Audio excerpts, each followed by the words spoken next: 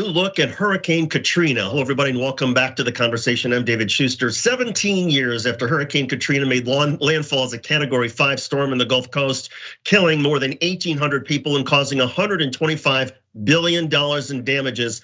There's a remarkable new documentary that is out. And this is a documentary that, instead of just talking about the big picture mainstream headlines, like I just said, it actually digs into some of the personal stories of some of the people who left New Orleans and never returned. They survived the storm, they left the Big Izzy, but they've decided in the past 17 years not to go back. It's a really gripping story.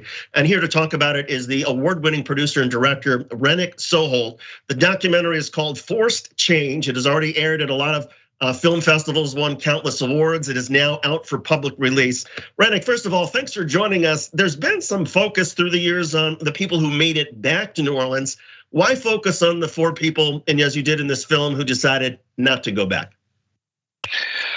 Well, it was a long process, to be honest. It wasn't my intention at first to focus solely on people who left. I think at first I sort of was looking at the group of people that I was working with, and some had left and some had stayed, and it was pretty within the first couple of years, which seems like a long time, but when you're making a doc, sometimes it's not. I realized that some of the people that had left, there was a certain spark in them that I felt like worked better, and then as time went on and other docs started to come out, Spike Lee put out his documentary after a year, and Trouble the Water came out, and it just felt like, this is something that people aren't looking at because they want to help New Orleans and focus on New Orleans, but there's this whole other group of people that are just kind of being left out and are stuck somewhere else, and it also then, after more storms hit, it just felt like, this is something that's going to happen more and more, and it's important to shine a light on it. And that's why I think it's such a great and apt name, Forced Change, because this Katrina was one of the largest relocations in US history. But to your point, because of climate change, we can expect to see more and more of this. What are some of the lessons that you came away from in talking to the various people in the 15 years that you spent putting to this documentary together? Yeah, it was 14. It was almost 15 years, took a few years to put it out. Lessons, I mean, nobody escapes unscathed, I think, is a big lesson. I think some people, you thought they're doing great, like they're doing better even. Some people sort of used it as a way to say, I'm going to start over.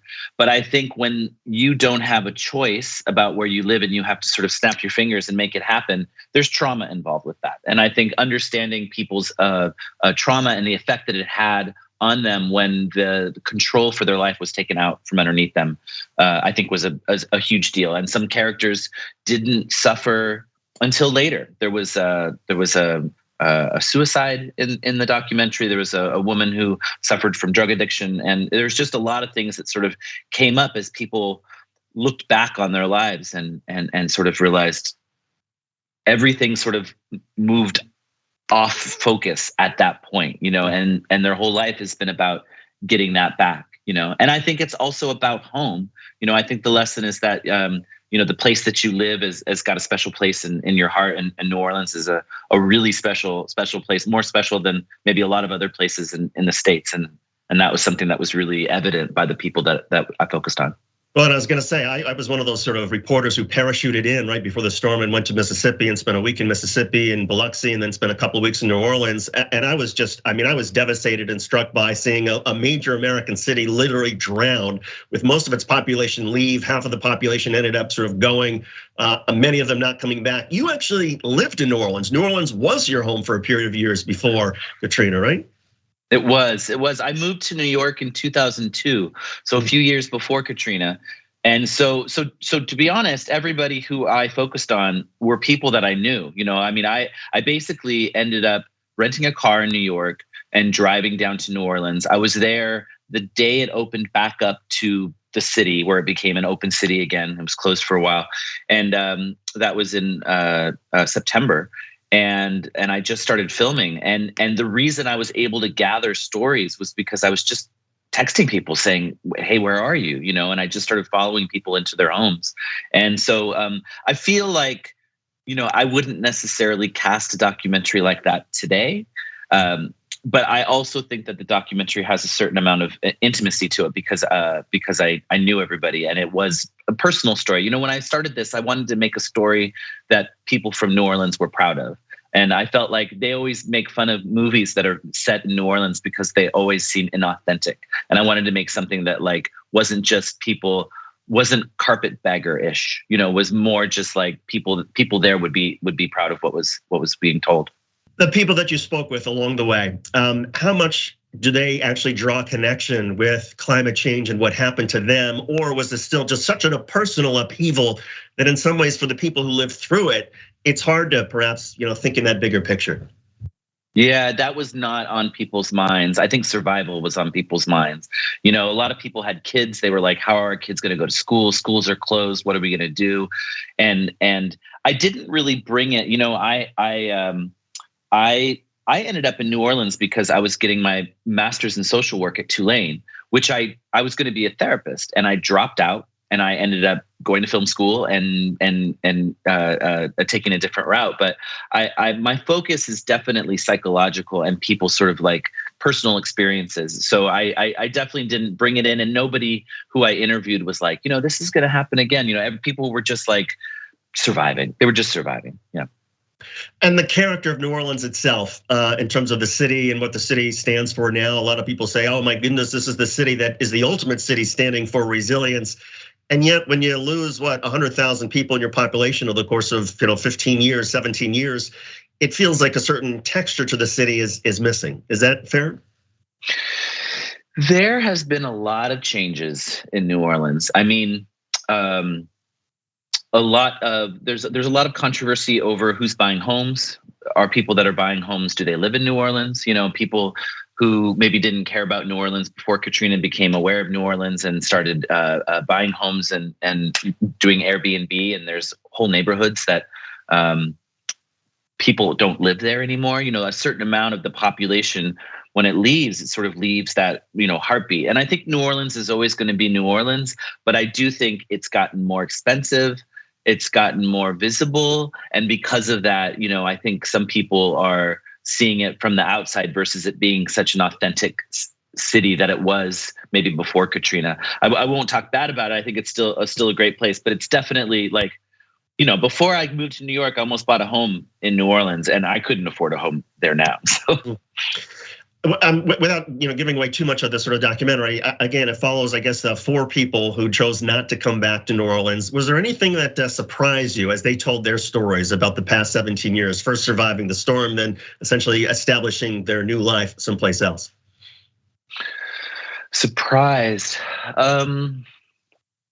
Well, as I was saying before, I think one of the things I thought was interesting is very early on, people were using this as like a fresh start, they would call it. They were saying, we have this opportunity now, like we're getting some help from the government. We're able, this is something that like, we're going to try and like, what is the, like turn lemons into lemonade, but like, I guess what surprised me was that it was very rarely that simple, and no matter how much you sort of make up your mind to start afresh, you can't take that feeling of hopelessness away or helplessness from being dislocated from where you're from, and people kept talking about going back, but they didn't go back, I would imagine that when you're from New Orleans, which has a special kind of identity and the American sort of sense of self-worth and culture and music, when you say, "Oh, I'm from New Orleans," and then your city gets devastated the way it does, I mean, it feels like, with no disrespect to my home state of Indiana, I think tornadoes blow in and destroy towns, and they just sort of rebuild and that sort of it. But New Orleans is different, and I wonder for the people who are from New Orleans, if maybe that is sort of a special burden that they have had to sort of deal with through the years. For sure. It is.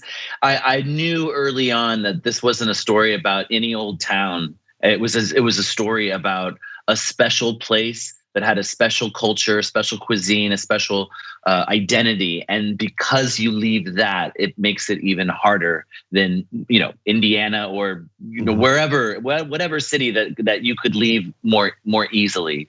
And so I think especially people who've been there for generations, And that sense of community too, right? I mean, I think that comes out in some of the characters in the film that they realized when they left just how strong that community in New Orleans was for them. Yes, yeah. One of the characters, Lauren, mentions that it takes a village to raise a family, and he said he really felt that in New Orleans. And he said though they were safe, the kids were in school and they were doing okay, they were their own little island out in Texas, and they were just like they didn't have that community anymore, and that I think was a big loss. Was this a cathartic experience for you to put this together, to tell the story of what happened to New Orleans through this documentary?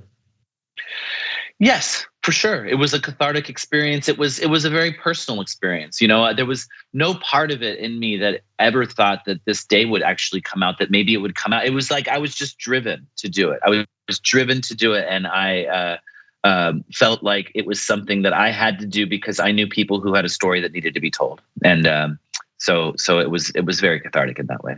And the reaction from all the film festivals has been spectacular, right? And this is at a time when HBO's got their doc, and you mentioned Spike Lee, but I mean the film festivals seem to love this. So how are you feeling about that? I mean, I think it's great. You know, I think that it was really nerve-wracking early on when all these films came out with, people who had access to funds. It's an independent film is a very expensive endeavor, and it takes a long time, and when you're doing it yourself, even though I've been a television producer for 20 years, it is a very difficult endeavor. And I was the first festival it played at, it won Best Feature Documentary in New York City. And from that point on, it's just won tons of awards. And I've just been, grateful to get it out there. Well, congratulations on this remarkable documentary. It is now out. It is called Forced Change. The award-winning producer-director Rennnik Soholt put this together over a period of 14 years. A remarkable story, not just about the impact of Hurricane Katrina on some of the residents of New Orleans, but also the impact of climate change and what many Americans could be facing in the years to come. Rennnik, thanks so much for doing this. We appreciate it, and good luck to you. Thank you, David. Thank you for having me.